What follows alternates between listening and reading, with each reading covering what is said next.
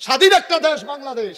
এই বাংলাদেশের তারা কয়দিন পরে পরে ডট দেখায়, কই ফেস দিতাম না, মানে ফলাফলের খেলার মতো আর কি, খেলবি না আর এইরকম আর কি। ফেস দিত না, রোন দিত না, আন্ডারে বিলে গরু দিত না। আমি কইছিলাম 5 বছর আগে যে ইন্ডিয়ার তারা কারা তাদের বেড়ার কাছে ডাক দিব, দুলা ভাই দুগলা ফেস নিয়ে আমরা কইলা বল দিহি খায়েঙ্গে শহীদ তলে।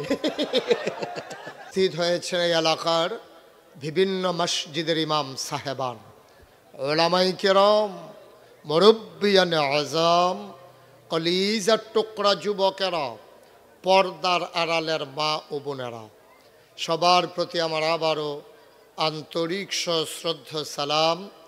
আসসালামু আলাইকুম ওয়া রাহমাতুল্লাহি ওয়া বারাকাতুহু। এই মাহফিলটি একটি ঐতিহাসিক মাহফিল, যেহেতু এবছর 29তম বছর হয়েছে। জনাব আব্দুল মালেক মেম্বার সাহেব এবং দুলাল মিয়া সাহেব তারাই মূলত মাহফিলটাকে তিল তিল করে দীর্ঘদিন ধরে দাঁড় করিয়েছেন। সুতরাং এই মাহফিলটার একটার গুরুত্ব আছে। সামনে থেকে আপনারা মাহফিলের বক্তা নির্ধারণে আপনার আরেকটু সতর্ক হওয়া লাগবে, ঠিক কিনা বলেন? আপনারা যদি মাহফিলটার গায়ে কালিমা লাগান, বক্তার নাম দিয়ে যদি এমন কিছু লোক নিয়ে আসেন এটা যেটা এই মাহফিলটার সাথে যায় না, এটা কিন্তু আমাদের খেয়াল রাখা লাগবে। আপনি স্বর্ণের দোকানও যদি লোহা তুল্লা রাখেন তত বিপদ, ব্যবসা হয় বালা। এটা মনে করে আপনি 5 কেজি লোহাও তুল্লা রাখছেন স্বর্ণের দোকানও, তত স্বর্ণের বিদ্যুৎই হয়, লোহার তো দাম বাড়ে।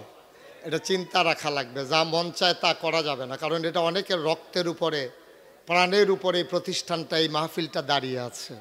সুতরাং খুব চিন্তা করে কাজ করা লাগবে। আপনারা না বুঝলে পরামর্শ নেবেন, হক্কানি ওলামায়ে কেরাম, পীর মাশায়েখদের পরামর্শ নিয়ে বক্তা নির্ধারণ করবেন।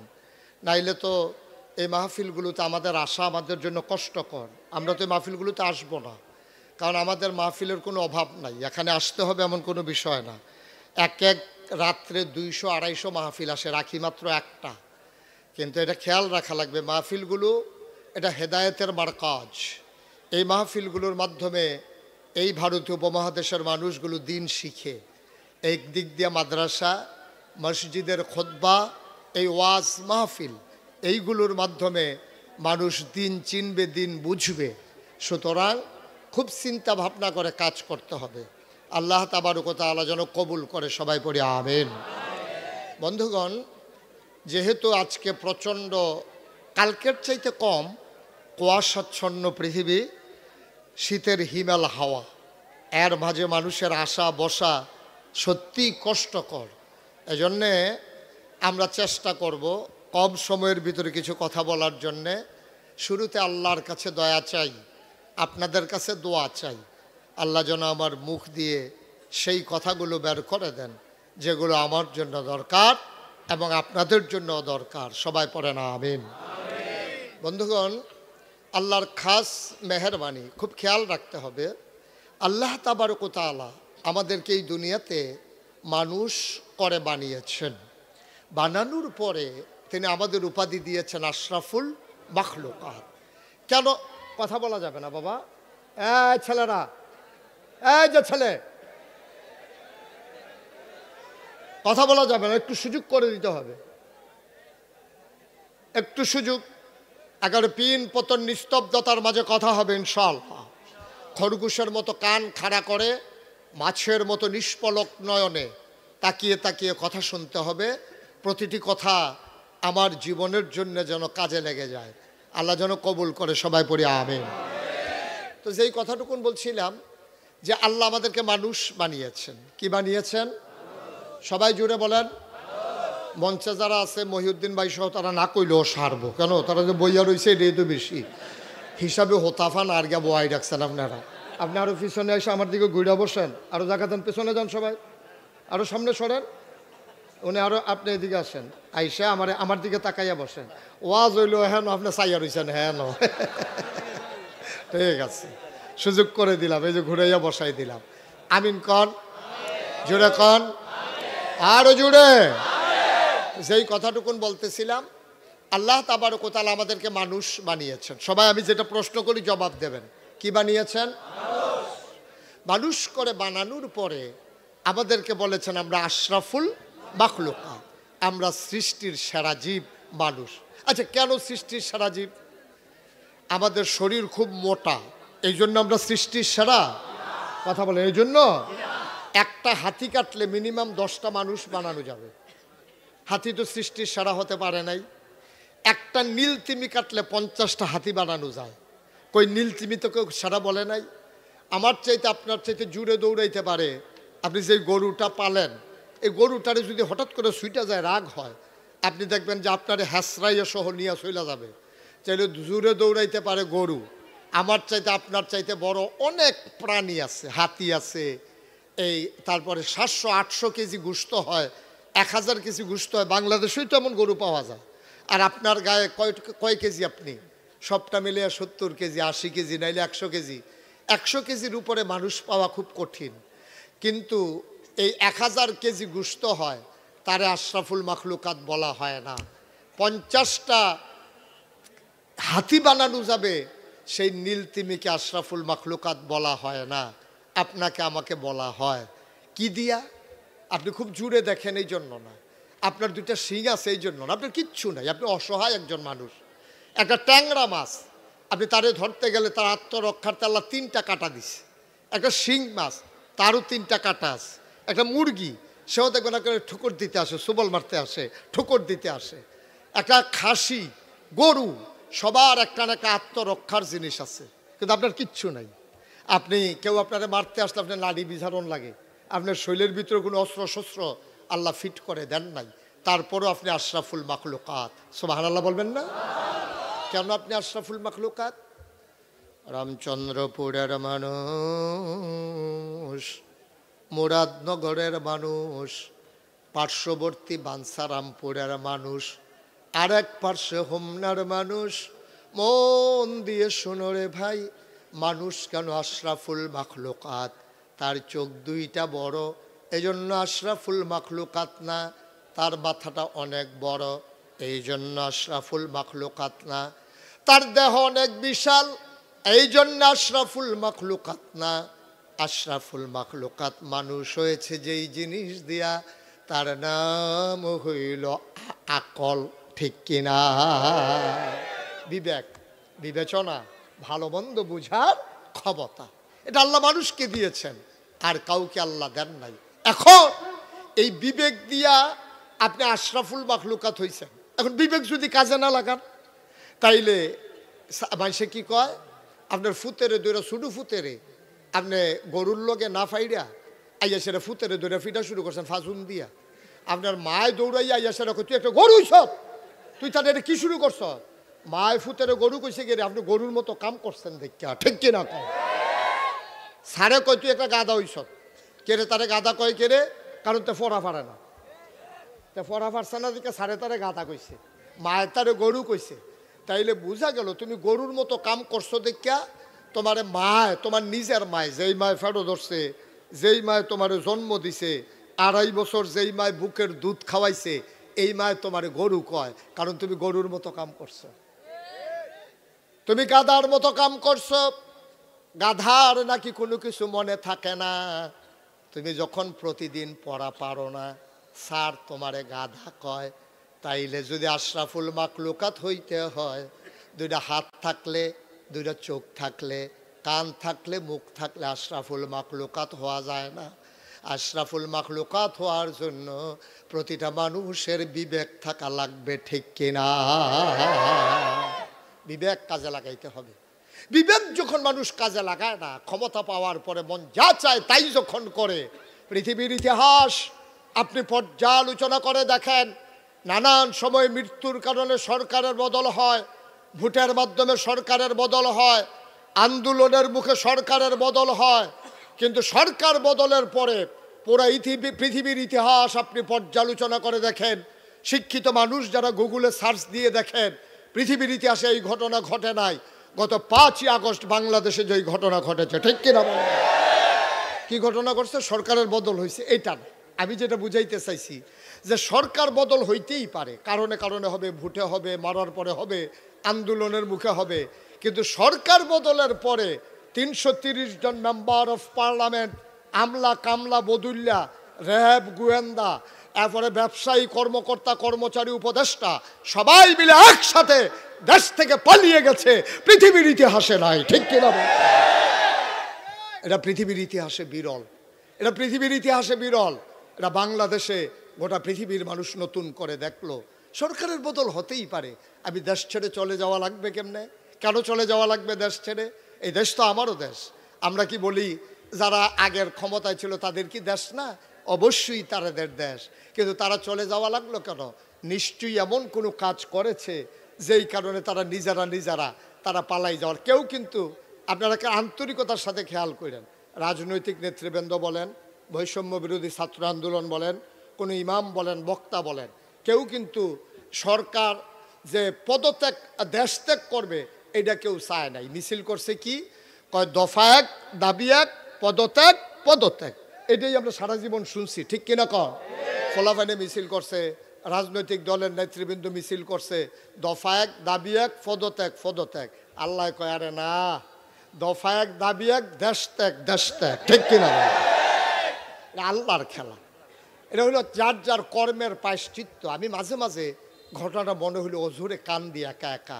আরে দুনিয়ায় 17 বছর থাকার পরে এই যদি মানুষের রুশানলে পরে দেশ থেকে চলে যাওয়া লাগে, 50 বছর 70 বছর জিন্দেগি করার পরে আল্লাহর আদালতে না জানি আমাদের কি উপায় হবে, এটা মনে হইলে আমি অঝুরে কাঁদি, অঝুরে কাঁদি। এই দেশে বাপের ভিটা আছে, জায়গা জমি সব আছে, তারা চলে যাওয়া লাগলো।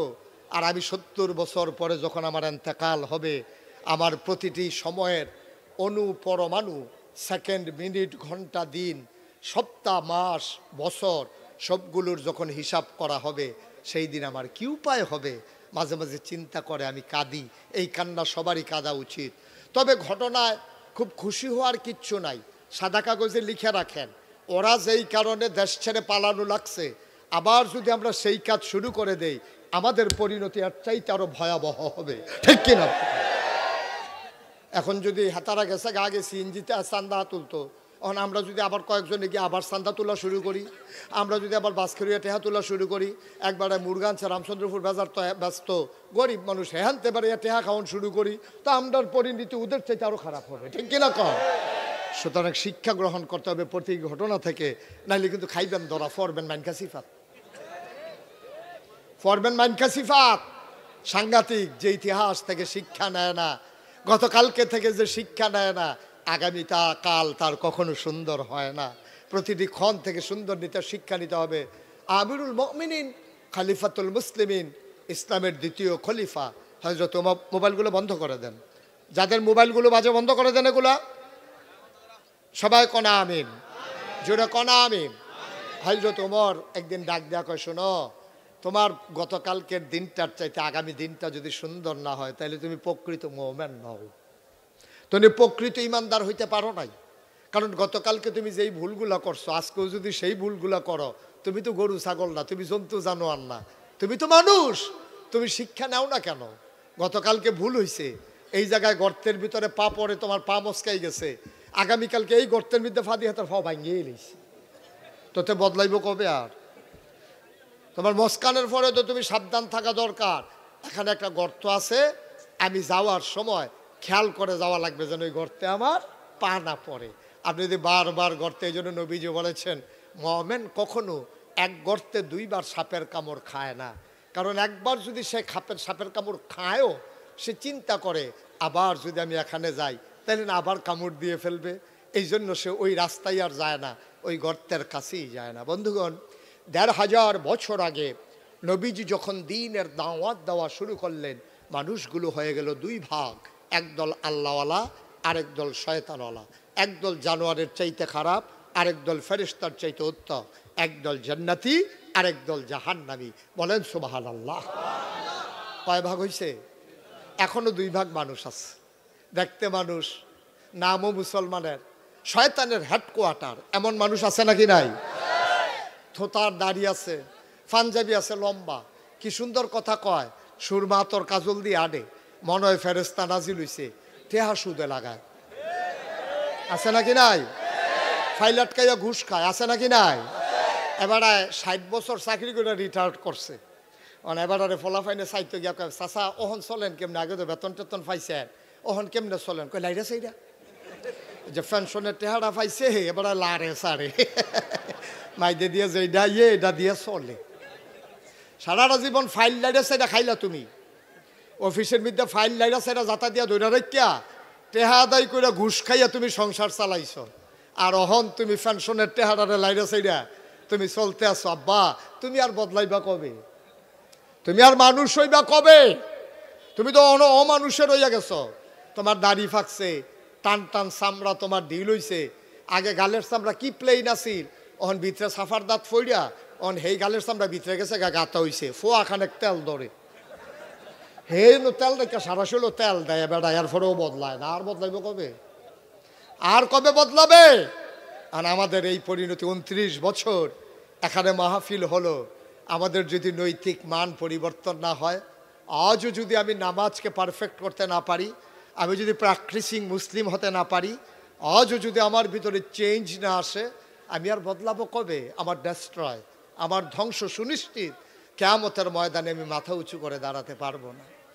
বন্ধুরা আয় ছেলে আয় বসো। তে মনে করছে অন্য হুজুর বুঝছে না সাফা দিয়া বইয়া থাহ তে উডে বেড়া দোহানটা খুললে সারছি না, তাই দোহান বাহি দেন ঘন্টা দুই এক ওয়াশ করে লইয়ার পরে উঠত যার লোকের যে উঠবো তারা যাতা দিয়া বয় লেবেন। মহিউদ্দিন বয়ের ইনটাইক বয় রাখছি বিচার করে দিয়া যাব দেখি মস্কারার জায়গা পাইছো, আইলে মনে ধরলে আইবা, মনে ধরলে যাইবা, সিফা দিয়া বইয়া থাও। যতক্ষণ আমি না ছাড়বো ততক্ষণ চিন্তাও করেও নৌডনে এটা মনে করছে অন্য হুজুর বুঝছে না বেড়া। তারা বেড়ায় বয়লা তে মনে করছে বয়াম যখন জাগা লই বই বস্তা, তুমি বারবার উঠতে পারবা না বাবা, একবারে ফিক্সড করে দিয়ে তোমাকে বসতে হবে, এটাই তোমার শেষ দাঁড়ানো। আর নাহলে বন্ধ করে দিতে হবে ক্যামেরা। বসো তুমি মাঝে দিয়ে দাঁড়াইছো কেন? আবার আর দাঁড়ানো যাবে না আমার শেষ পর্যন্ত, বিরক্ত করবা না, এগুলো আমি পছন্দ করি না। সবাই কন আমিন, জোরে কন। আজকে সাদাকে সাদা বলার মতো মানুষের বড় অভাব, কালোকে কালো বলার মতো মানুষের বড় অভাব, পানিকে পানি বলার মতো মানুষের বড় অভাব, তৈলকে তৈল বলার মতো মানুষের বড় অভাব, ন্যায়কে ন্যায় বলা, অন্যায়কে অন্যায় বলা। যতদিন পর্যন্ত বাংলার 18 কোটি মানুষ কালোকে কালো বলতে পারবে না, সাদাকে সাদা বলতে পারবে না, ন্যায়কে ন্যায় বলতে পারবে না, অন্যায়কে অন্যায় বলতে পারবে না, খোদার কসম এই বাংলাদেশে শান্তি আসতে পারে না। ঠিক কিনা বল? কি হবে ওয়াজ দিয়া কন? কি হবে ওয়াজ দিয়া? আমরা যে ওয়াজ করি, আমার ওয়াজের বয়স তো 33 বছর হয়েছে। কয়দিন আগে না মনে হয় মালিক মেম্বর দুলাল মিয়া তারা বইয়া থেকে যে আমার ওয়াজ করাইছে, আমার মনে হয় এখনো চোখে ভাসে। কয়দিন আগের কথা, কিন্তু দেখতে দেখতে 33 বছর হয়ে গেছে, ওয়াজ দইতে আছে। এই মাহফিলের বয়স হচ্ছে 29 বছর। ওয়াজ কি আর হাতে যায়? ওয়াজ শেষ হইলে এখনো বইয়া বইয়া কান্দে নাকাইশের হুজুরে যে কথাটি কইল রে, আরে কলজাত গিয়া লাগে রে। বাড়ি গিয়া সেরা কয় হুজুররা কত কথাই কইব, সব হুন্ডা ফাড়া যাইতো না, বিড়িটা দে, বিড়ি ডালো। এবারে বিড়ি টানতে আছে আর দমার লগে ওয়াজ উঠতে আছে, ওয়াজ উইটা দমার লগে গিয়ে বিশ্বাস জাগাইতে আছে। ওয়াজ দেখেন হাফ প্যান্ট। ওয়াজ তো আমরা গ্রহণ করি না, ওয়াজ শুনি কিন্তু কাজে লাগাই না। ঠিক কিনা কম? আমার কথাটি অক্ষর অক্ষরে মিলাই দেখেন, অক্ষর অক্ষরে মিলাই দেখেন। আব্বা আপনি থাকবেন না তো দুনিয়ায়, কি রঙের ঘোড়া দৌড়াইতে আছে? আমি থাকবো, মহিউদ্দিন ভাই থাকবে, কি হবে ফোলার মালা দিয়া? তোমরা সবাই মিললে ওনার জন্য বড় একটা ফুলের মালাই না গোলাপ দিলা, উনি মরার পরে গিয়া যদি থেকে কবরে জোতার মালা, এই ফুলের মালার কি দাম? সবাই মিললে ওনারে টিটকারি মেরা মস্কারা কইরা তোমরা সমাজ থেকে বের করে দিয়েছ, উনি কবরে গিয়া যদি দেখে ফুলের মালা, তাহলে কপাল খুলে গেছে। ঠিক কিনা কম? এই বাংলাদেশে ক্ষমতায় যাইতে পারলে মানুষ রাস্তার মুড়ে বাচ্চাগুলারে দাঁড় করাই দেয়। নেতা আসবে, মন্ত্রী আসবে, এমপি আসবে, ছোট ছোট বাচ্চাগুলা রাস্তায় দাঁড়াইয়া দাঁড়ায় নিশান লাড়ে, মাইয়াফানগুলা রাস্তায় দাঁড়াইয়া পতাকা লাড়ে। এই লাড়তে লাড়তে তাইয়ে লইরা ফুইরা গেছে গা বেহুশ হইয়া। ফানি টানি ডাইলে আবার খেলা করাই দিছে। নেতা আসবে দিনের 10টায়, আসছে বিকাল 4টায়। এই সারাটা দিন বাচ্চা কাচ্চাগুলারে দাঁড় করাই রাখলা। ভাই মনে রাখবা, কিয়ামতের ময়দানে তার জন্য জবাব দিতে হবে, ঠিক কিনা? কেডাই বুঝাইবে, কে বুঝাইবে? আমরা তো কথা কইতে আছি, আগেও তো কইছি, অহনও কইতে আছি। কথা শুনে না তো। যার যেমনি যদি কথা শুনতো তাহলে আজকে এই অবস্থা হয় না তো। কথা শুনতে হবে। আমি আপনার শত্রু না, আমি কোনো এখনো নির্বাচন করতে পাইছি না। আমার কথা বলতেই হবে, আপনারও কথা শুনতে হবে। আপনি কথা শুনলেই লাভ, না শুনলেই লস। লস আমি দেওয়া লাগবে না, আপনার আচরণে আপনি লস হবেন, ঠিক কিনা কও? কথা শুনলে আপনার লাভ, না শুনলে আপনার লস। দেখেন না, এই যে ইন্ডিয়া, আমরা একটা স্বাধীন রাষ্ট্র, স্বাধীন একটা দেশ বাংলাদেশ। এই বাংলাদেশের তারারে কয়দিন পরে পরে ডর দেখায়, কই ফেস দিতাম না। মানে ফলাফলের খেলার মতো আর কি, খেলবি নি আর এইরকম আর কি। ফেস দিত না, রৌন দিত না, আমরা বিলে গরু দিত না। তা আমরা ফলাফেনে গরু যখন দিত না, তো আমরা কি আর কুরবানি না দিয়ে থাকাম? তখন এই শিক্ষিত ফলাফেনে ফার্ম খোলা শুরু করছে। ফার্ম খুললে আল্লাহর খাস মেরানো এত অজ্ঞান অজ্ঞাইছে। জরিপে দেখা যায়, সমীক্ষায় দেখা যায় যে গরু কুরবানি দেওয়ার পরেও, আগে আমরা মনে করছি ইন্ডিয়ার গরু নাইলে বুঝে কুরবানি হাফ প্যান্ট, এখন গরু কুরবানি দিয়েও বাংলাদেশ আরো গরু উফুরে, ঠিক কিনা? তাবি তার লেগে সব মাহফিলও গেলে কই আপনার এই বুড়া মানুষটি যে, আচ্ছা এবারে মনে করে যে দূর বুড়া, এবারে আধা ঘন্টা খ্যাত কাম করলে এবারে শরীরে কি খারাপ হইবে না আরো ভালো থাকবো? আপনার তো ভালো থাকতো না। আপনি যদি সকাল বিকালবেলা আপনি কুদরা এই আসরের ফটটা আপনি দুপুরে খাইয়ে হুতেন না, বয়স হয়েছে, অনুতনের টাইম হয়েছে, আসরের ফটের থেকে মাগরিব পর্যন্ত কয়টা এই রাস্তার কান্দার মধ্যে যদি টমেটো গাছ লাগাই রাখে, বাংলাদেশের জমিন আল্লাহ এত নেয়ামত দিছে, গুতা দিয়া লাগাইলে হইয়া বইয়া থাকে।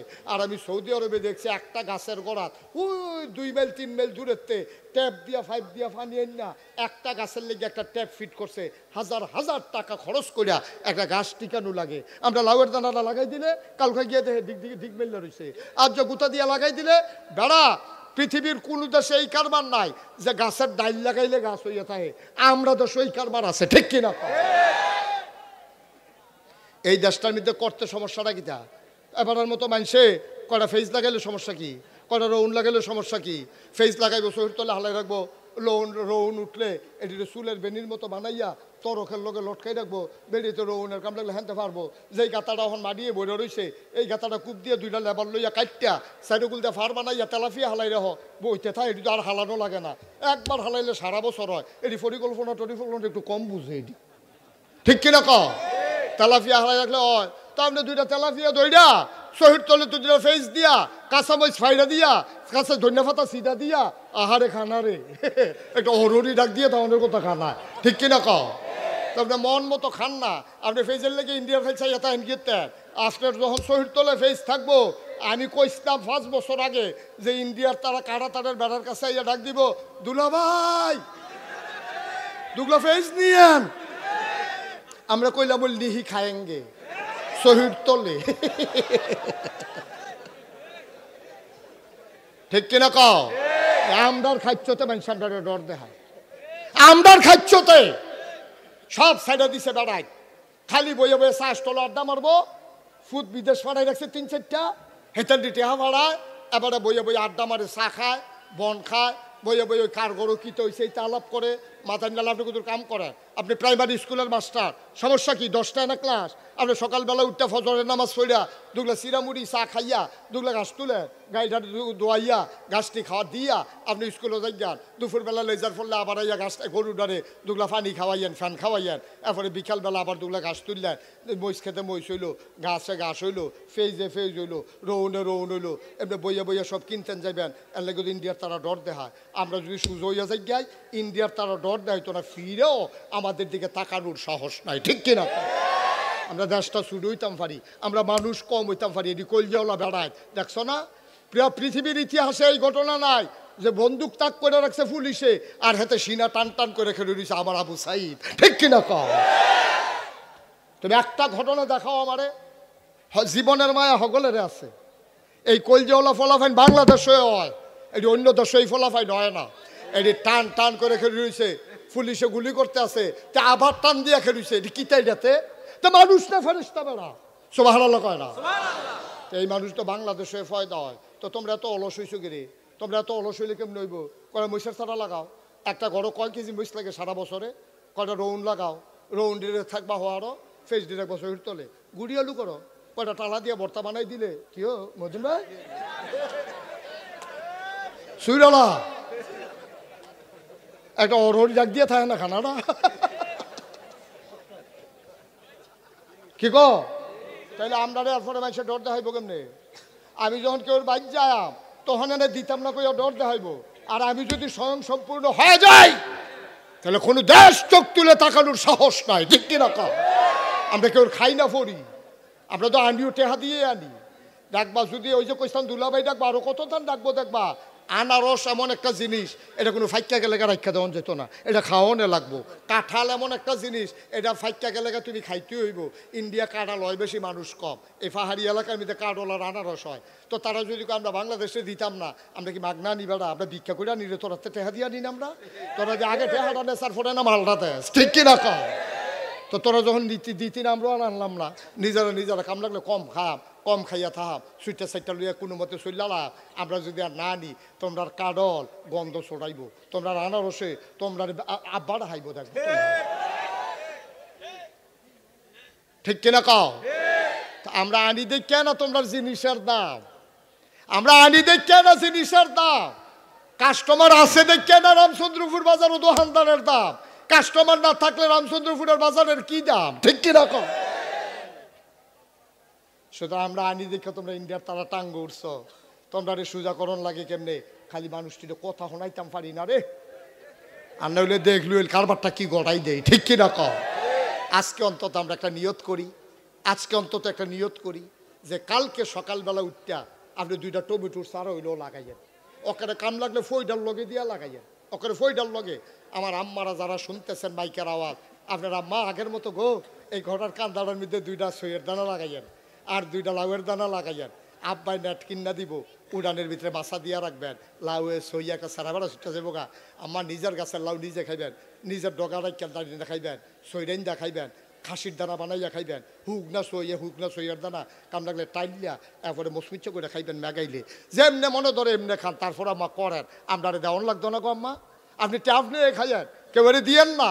আব্বা আমি অনুরোধ করি এই মাহফিলে যারা মুরব্বীরা আছেন, আগামীকালকে সকালবেলা 2টা লম্বা বেগুনের গাছ লাগান। আপনার ঘরে 2-3 জন মানুষে না 4টা বেগুন গাছ লাগাইলে আপনি ডেলি না 3-4 দিন পরে বেগুন ফেরা খাইতে পারবেন। 2টা লাউয়ের গাছ লাগান, 2টা ফেজ গাছ লাগান, ফেজের সারা পাওয়া যায়, 2টা নিয়ে ফেজ লাগান, কটা রৌন লাগান, এরপরে কটা মরিচ গাছ লাগান। দেখবেন যে মরিচ, রসুন আর পেঁয়াজ এই 3টা যদি গড় থাকে, আর গাতার যদি তেলাপিয়া মাছ থাকে, আর খোরাকিটা যদি কিনন না লাগে, তা আপনার তো বেড়া গাড়া, আপনার তো ডাট বেড়াটা কেড়া এই বাংলাদেশে চিনি নামটা বেড়াইত্রি, আপনার তো ডাট বেড়া কেড়া, আপনি স্বাবলম্বী, আপনি স্বাবলম্বী একটা মানুষ। সুতরাং আমার অনুরোধ এই কাজটা আমরা করাম নি রে সবাই কনা আমিন। এখন যেই উমরে নিজের পাঞ্জাবির হিসাব দেওয়ান লাগে, আরেক বেটার পাঞ্জাবির হিসাব লইতে এবারের কোনো কষ্ট আছে? আমার কথা কেন কষ্ট আছে?